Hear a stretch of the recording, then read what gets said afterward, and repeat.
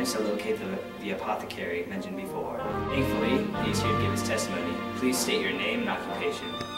Derek Stiles. I'm an apothecary, which means I profess in the selling of drugs and medicine. Mr. Stiles, if you would, please testify as to whom you sold this very rare and dangerous poison to. Yes, sir. I remember it well. It was yesterday, early in the morning. The young man came up to me and asked me for a very rare and strong poison. I told him that its effects would act very quickly. In fact, I have the sales records right here.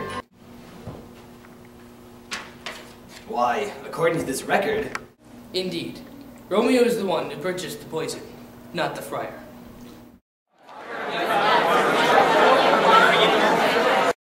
What a turn of events.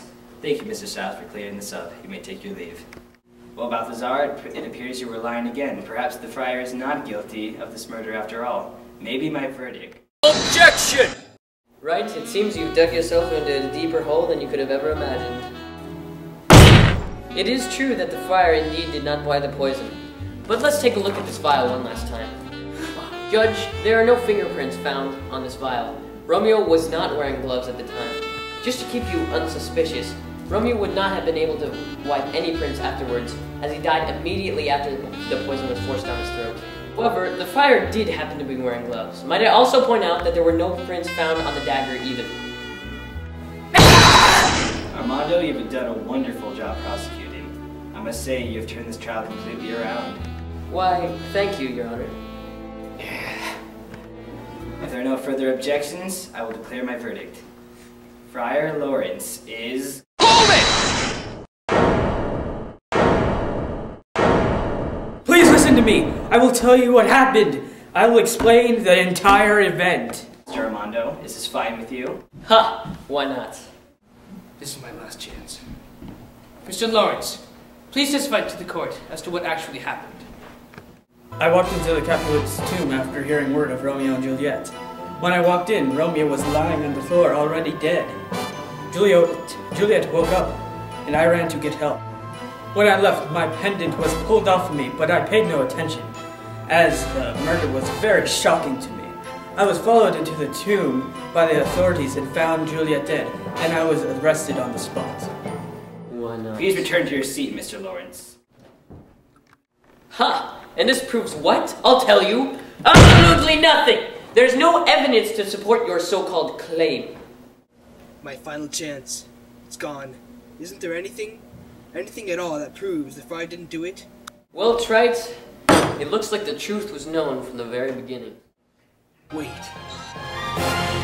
Objection! Mr. Wright? I can prove that the friar was innocent. Remember what he said. His pendant was grabbed from behind him. It could have only been Balthazar. He's the only one who could have done it. Right, you really are pretty pathetic. Pointing out the smallest contradictions, only to be proven wrong once again. The friar's previous testimony has been taken a lie until proven true. There is no proof that states that Balthazar was the one that grabbed the pendant. As it turns out, there's still no evidence that proves the friar's innocence. Objection! But Mr. Armando, there is! Ha! Is that right? Well then what is it then? What is the evidence that can prove the entire innocence of the friar? Why, this right here. What? That useless piece of cloth? What does that prove, right? That you're an idiot? Well, if that's what it's for, then it's done a fine job. Why, Mr. Armando, it proves that Balthazar altered the crime scene. What? And how does it do that? Well, let me explain. Balthazar was a servant of Romeo's, correct? Servants typically wear a certain clothing. Now, Balthazar has taken off that clothing. I request that we bring that in right now. Mr. Wright, what exactly is the meaning of this? Please, Your Honor, just do it. It will all make sense. This is the garment that Balthazar was wearing on the night of the murder. As you can see, there's a small piece of cloth missing. And? The missing piece of cloth from this garment is the same piece of cloth we found in the corpse.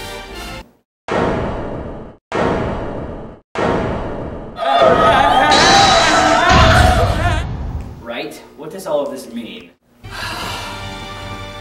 That piece of cloth, which belongs to Balthazar, was found at the crime scene. The only logical explanation for that is that Balthazar must have altered the prince.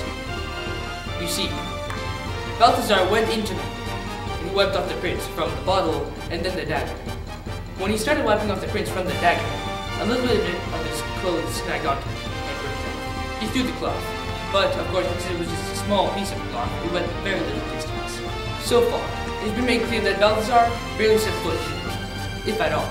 However, if he had been in the room at all, then such a substantial piece of cloth could not have been cut to his clothing, which proves that he was in the room. Balthazar, you can make up as many stories as you like, but eventually the truth will be found out. Okay, fine. You've nailed me. I watched from the door as Romeo poisoned himself.